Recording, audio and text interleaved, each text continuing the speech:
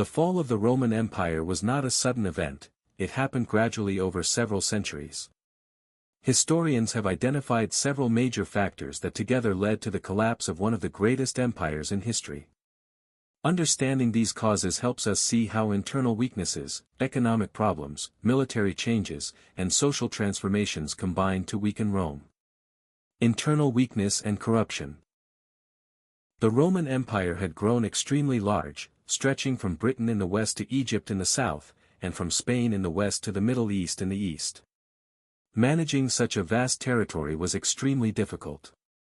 Governors, magistrates, and officials were often corrupt, taking bribes or misusing resources for personal gain. Political instability became common, with frequent changes of emperors, assassinations, and civil wars. This constant internal turmoil made it harder for Rome to respond to crises, enforce laws, or maintain order across its provinces.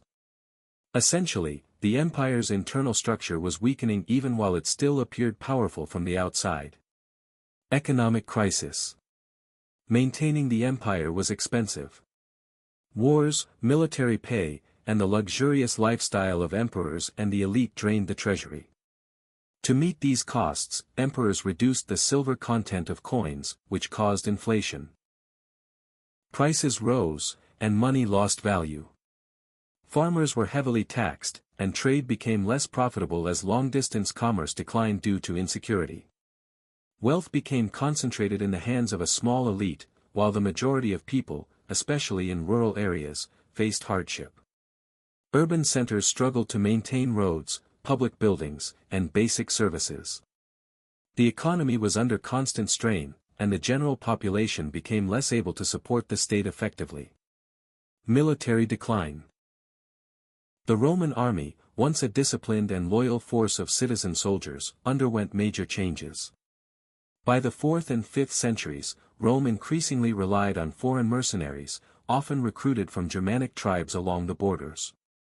These soldiers were paid for service, but their loyalty was not to the empire, it was to their commanders, payment, or personal gain. Military discipline weakened, training standards dropped, and Roman generals sometimes lacked the authority or resources to lead effectively. With borders stretched over thousands of kilometers, the army was less able to defend the empire from coordinated attacks. External invasions. As Rome's military and political structures weakened, external groups began pressing harder against its borders. Tribes such as the Visigoths, Vandals, Huns, Franks, and others repeatedly invaded Roman lands. The Visigoths sacked Rome in 410 AD, shocking the world. The Vandals captured Carthage, cutting off critical grain supplies to the Western Empire. These invasions demonstrated that Rome could no longer rely on its old system of defense, and the empire became increasingly vulnerable to conquest. Religious and social changes. The rise of Christianity also brought significant social and cultural changes. As historian Edward Gibbon argued, the focus of many citizens shifted from civic duty and military service to spiritual life. Church leaders gained influence, and resources were often redirected toward religious institutions rather than the state. While Christianity strengthened social cohesion in some ways, it indirectly reduced the traditional martial spirit that had once supported Rome's military and political institutions. Combined with other pressures, these changes contributed to the empire's slow decline. The fall of the Roman Empire was the result of a combination of internal and external factors. Corruption and political instability weakened the state from within, economic problems strained resources, military decline reduced the empire's ability to defend itself, and external invasions tested Rome's limits. At the same time, social and cultural changes shifted priorities away from traditional civic and military responsibilities. No single event caused the collapse. Rome gradually lost its strength, and by 476 AD, the Western Roman Empire officially came to an end. Even after its fall, the legacy of Rome, its laws, architecture, language, and culture, continued to influence the world for centuries. The empire may have crumbled, but its ideas and innovations survived long after the political structures had disappeared. In the early 2nd century AD, the Roman Empire reached the height of its power. During the reign of Emperor Trajan, Rome controlled the largest territory in its history. The empire stretched from Britain in the north to Egypt in the south, and from Spain in the west to Mesopotamia in the east.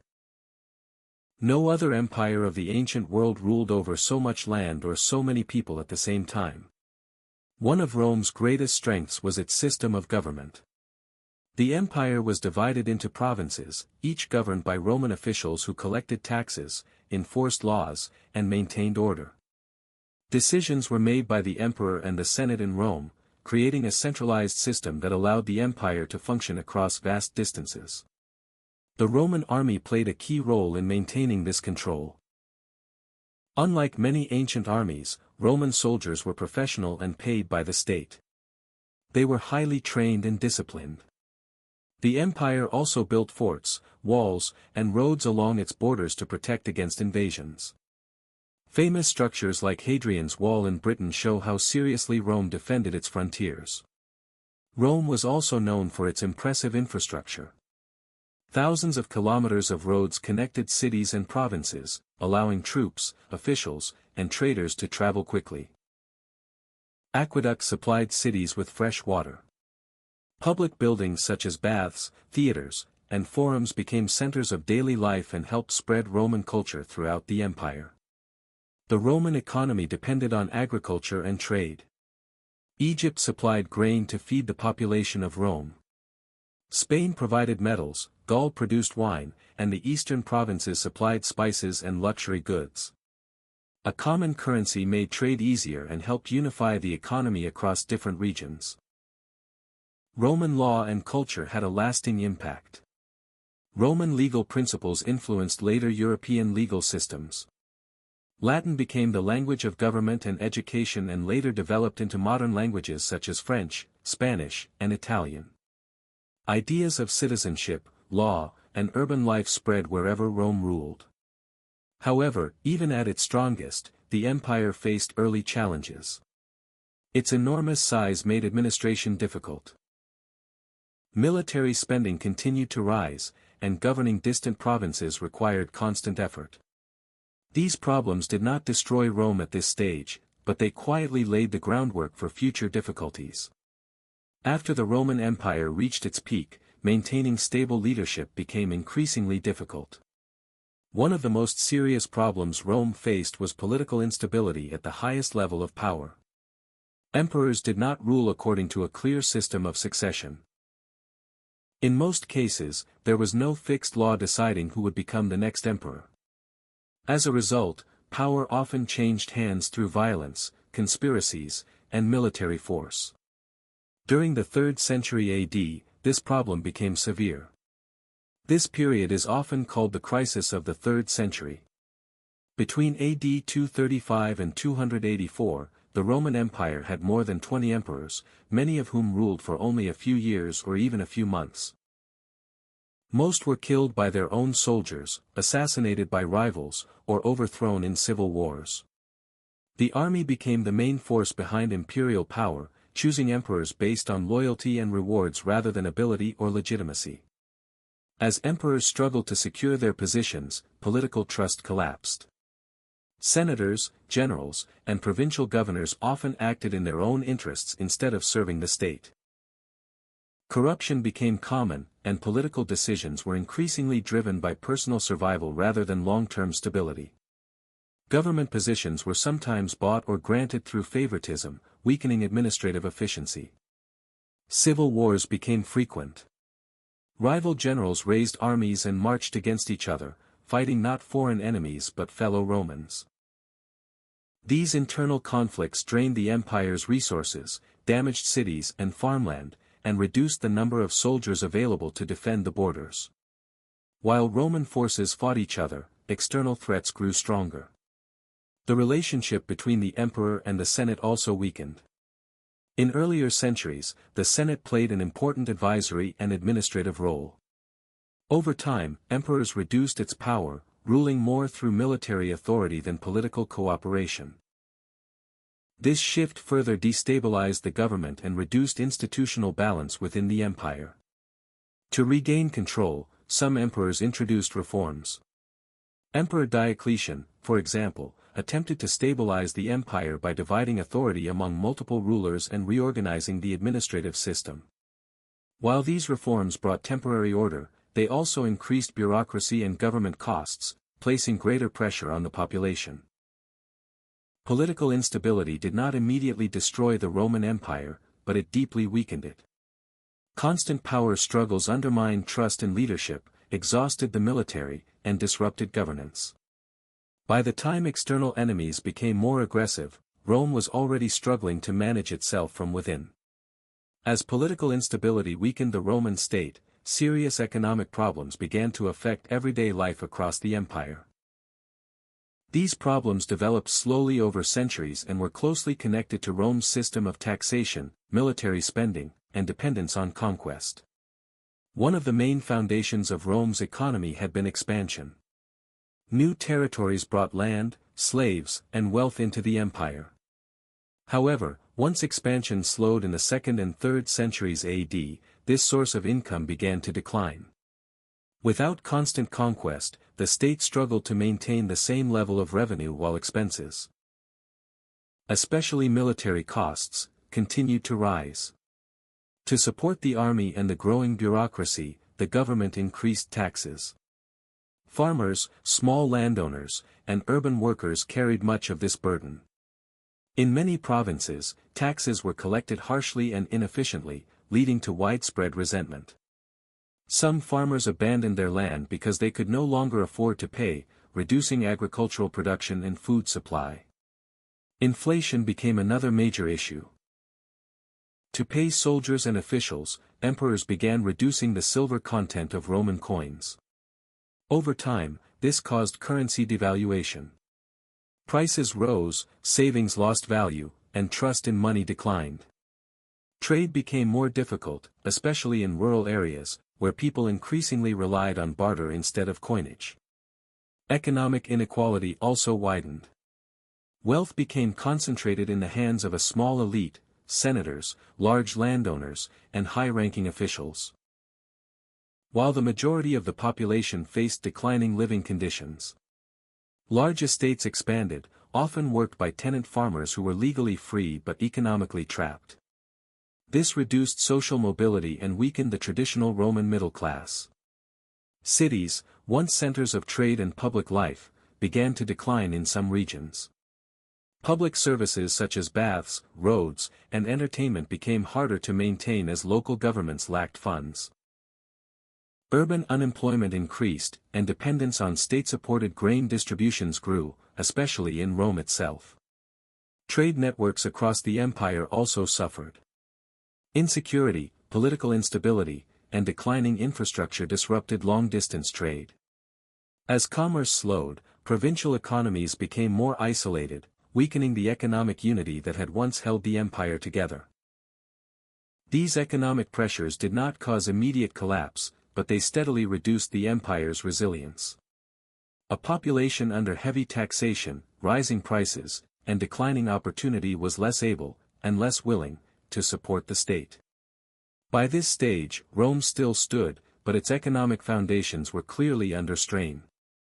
For centuries, the Roman army had been the backbone of the empire.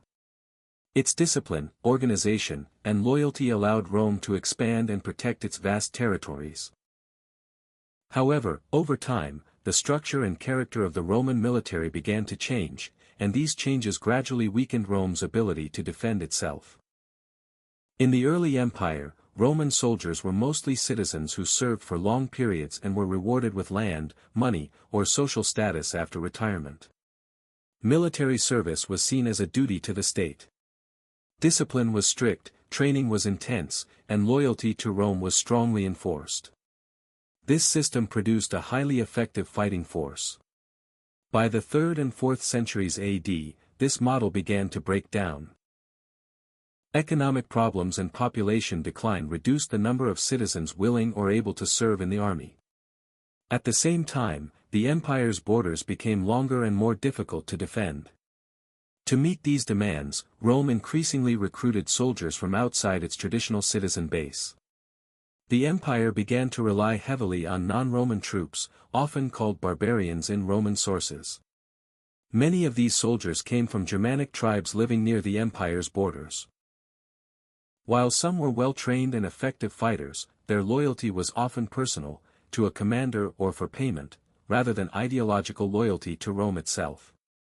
As military recruitment changed, discipline declined in many units. Training standards were not always consistent, and corruption within the army became more common. Officers sometimes gained their positions through favoritism or bribery rather than merit.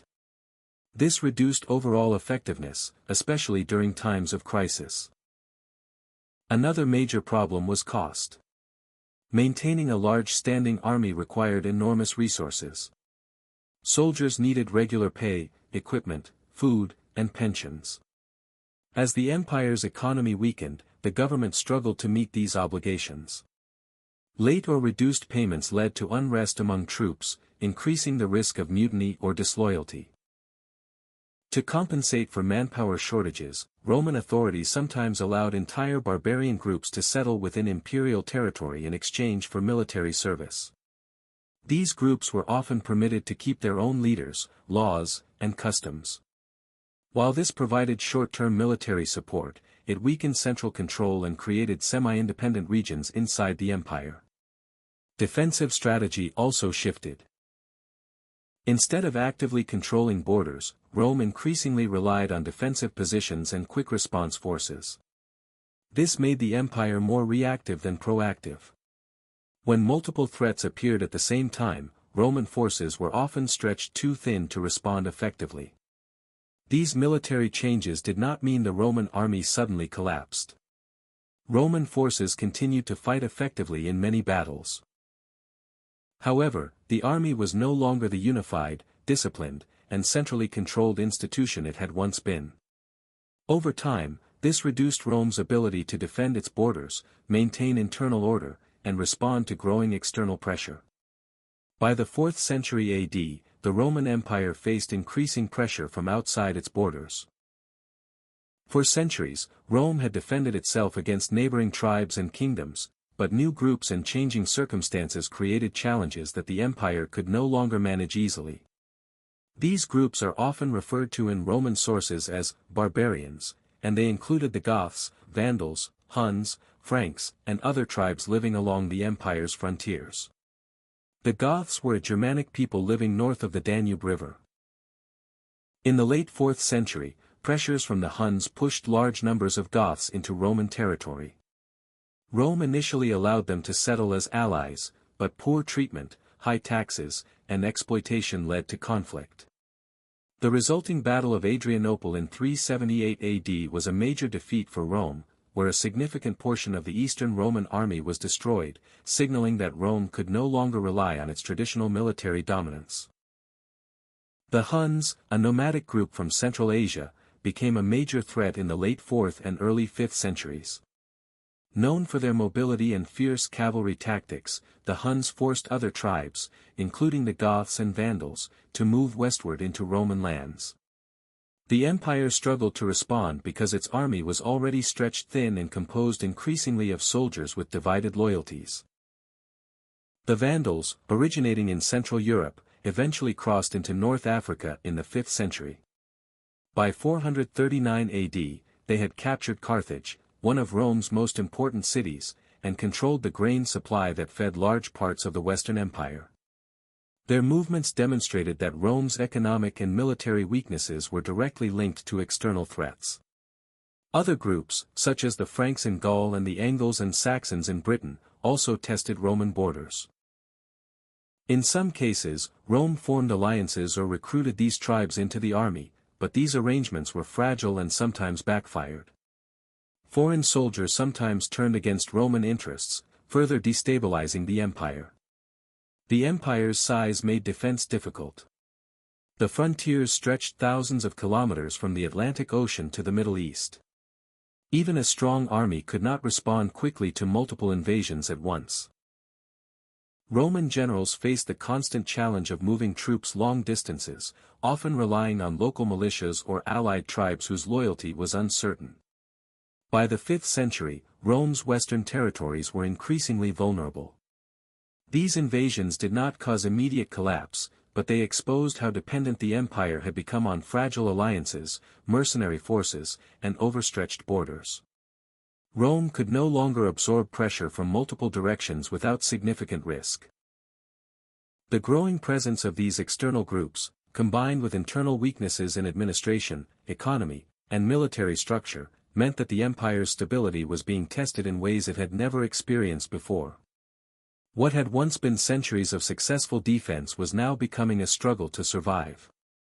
During the 4th century AD, the Roman Empire underwent significant social and cultural transformation, largely driven by the rise of Christianity. What began as a small, persecuted religious movement in the 1st century gradually became a major force within the empire. By the time of Emperor Constantine in the early 4th century, Christianity gained official recognition, fundamentally changing Roman society. Emperor Constantine's Edict of Milan in 313 AD granted religious tolerance to Christians, ending centuries of sporadic persecution. Later, under Emperor Theodosius I, Christianity became the official state religion of the empire in 380 AD. This shift altered priorities within Roman society, politics, and even the military. One important change was in citizenship and civic duty. Traditional Roman values had emphasized service to the state, participation in public life, and loyalty to Rome. With the rise of Christianity, people increasingly focused on spiritual life and religious duties. Bishops and church leaders became influential figures, sometimes rivaling or complementing the authority of local governors and magistrates. Christianity also affected wealth and property distribution. Many wealthy citizens donated land and resources to the church, establishing institutions such as monasteries, hospitals, and charitable organizations. While these institutions provided social support, they also reduced taxable property and centralized resources outside the imperial administration. Social cohesion in some regions changed as well. Communities organized around religious affiliation rather than local civic institutions, creating networks that were loyal to church leaders as much as, or more than, to the emperor. This duality sometimes complicated governance and the collection of taxes or military levies. Christianity also introduced new ideas about the use of violence and leadership. The moral and ethical teachings emphasized charity, humility, and avoidance of personal ambition in political life. While this strengthened social cohesion within Christian communities, it sometimes conflicted with the traditional Roman emphasis on military service, political rivalry, and centralized authority. By the late 4th and early 5th centuries, these cultural changes were deeply embedded. The Roman state still functioned and controlled vast territories, but its citizens' relationship to power and duty had evolved. The moral and spiritual priorities of the population increasingly shaped decisions, both at the local and imperial level, subtly shifting the foundation on which the empire had long relied. These social and cultural changes did not directly cause the empire's fall, but they contributed to its gradual transformation.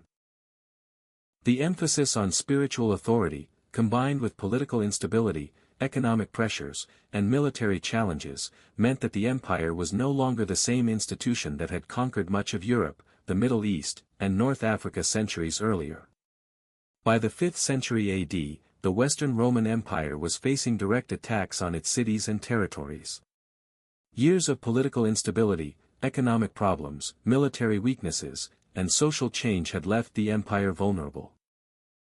At the same time, various barbarian groups, such as the Visigoths, Vandals, and other Germanic tribes, were no longer just outside threats, they were entering and sometimes conquering Roman lands. One of the most significant events occurred in 410 AD, when the Visigoths, led by their king Alaric, captured and sacked the city of Rome. This was the first time in nearly 800 years that Rome itself had fallen to an enemy. The Visigoths did not destroy the city completely, but they looted wealth, supplies, and resources, sending shockwaves through the empire and the wider world. For many, this event marked the beginning of the end for the Western Roman Empire. The sack of Rome was the result of years of tension. The Visigoths had initially moved into Roman territory seeking land and security after being displaced by the Huns.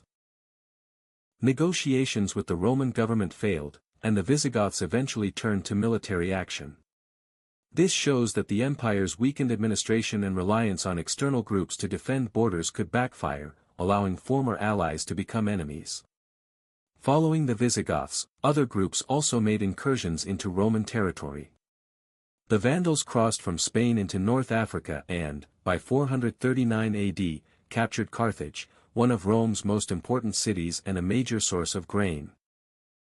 Controlling North Africa gave the Vandals both economic power and strategic advantage over Rome. These invasions disrupted trade, cut off food supplies, and increased pressure on an already strained empire.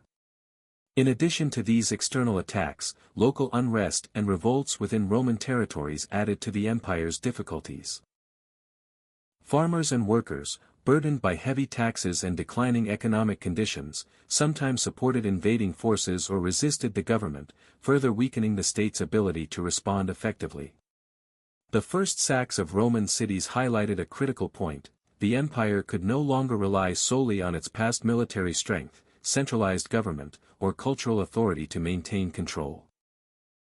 Years of internal problems had left the empire exposed, and the external pressures now reached deep into the heart of Roman civilization. While Rome continued to exist, the events of the early 5th century demonstrated that its security was no longer guaranteed. By the early 5th century AD, the Western Roman Empire was under severe pressure, not only from outside invaders but also from internal divisions and political betrayal. Decades of weak leadership, civil wars, and reliance on foreign mercenaries had created opportunities for both ambitious generals and invading groups to take advantage of the empire's vulnerability. One of the most serious problems was the loyalty of Roman officials and generals. Many commanders were more concerned with their personal power than with defending the empire. In some cases, generals allied with invading tribes or rebelled against the central government, effectively turning the empire's own military resources against itself. These divisions made coordinated defense nearly impossible and reduced the effectiveness of Roman forces along critical borders. The use of barbarian mercenaries within the Roman army also introduced risk. Tribes such as the Visigoths, Vandals, and Huns had served in the Roman military in exchange for land, payment, or political concessions. While they provided much-needed manpower, their loyalty was often conditional. Some groups switched sides, refused orders, or exploited Roman weaknesses for their own gain. This internal dependence on potentially hostile forces created opportunities for betrayal at strategic moments. Political intrigue in Rome further weakened the empire. Emperors were frequently overthrown by ambitious generals or usurpers, while local governors sometimes ignored central commands to pursue their own agendas. Alliances were fragile, often shifting between loyalty to the emperor and loyalty to personal interests or foreign powers. This constant instability drained resources, divided military command, and delayed responses to external threats. A notable example of internal betrayal involved the Visigoths. Initially settled as allies within the empire, tensions over land, payment, and mistreatment eventually led them to rebel. In 410 AD, their capture of Rome demonstrated how internal mismanagement and broken agreements could have catastrophic consequences. The empire's inability to manage internal relations with these groups allowed former allies to become formidable enemies. Corruption and inefficiency in administration also contributed to vulnerability. Provincial governors sometimes failed to organize local defenses or misused tax revenues, weakening border security. Communication delays across the vast empire made it difficult to respond to invasions quickly, and the central government often struggled to assert authority in distant regions. By the mid-5th century, Rome's external enemies had learned to exploit these weaknesses. The combination of unreliable commanders, mercenary forces, political intrigue, and administrative corruption meant that the Western Roman Empire could no longer defend itself effectively. The danger now came not only from foreign invaders but from the very structures and people that were meant to protect the empire from collapse. By the mid-5th century AD, the Western Roman Empire had been weakened by decades of political instability, economic strain, military decline, and repeated invasions. The central authority in Rome had lost much of its ability to control distant provinces, enforce laws, or protect its borders. In this context, the final collapse of the Western Empire became inevitable. The last Roman emperor in the West was Romulus Augustus, a young boy who was placed on the throne in 475 AD by his father, a powerful general named Orestes. Romulus had little real power. Decisions were made by military leaders, and the empire's resources were severely limited. By this time, the Western Empire had already lost much of its territory to invading tribes, including the Vandals in North Africa, the Visigoths in Italy and Gaul, and other Germanic groups across the Rhine and Danube frontiers. In 476 AD, a Germanic general named Odoacer, who commanded a large force of mercenary troops within the Roman army, took advantage of the empire's weakened state. Odoacer deposed Romulus Augustus, declaring himself ruler of Italy. He did not claim the title of emperor, instead sending the imperial insignia to the Eastern Roman Emperor in Constantinople, signaling that the Western Empire no longer existed as an independent political entity. The deposition of Romulus Augustus is widely regarded by historians as the official end of the Western Roman Empire. The Eastern Roman Empire, centered in Constantinople, continued for nearly 1,000 more years, but the Western Empire, which had once controlled nearly all of Western Europe, the Italian peninsula, North Africa, and parts of the Middle East, ceased to function as a unified state. The fall of the Western Empire was not a sudden event but the culmination of centuries of decline. Political instability, economic problems, weakened armies, and constant pressure from external groups had all contributed.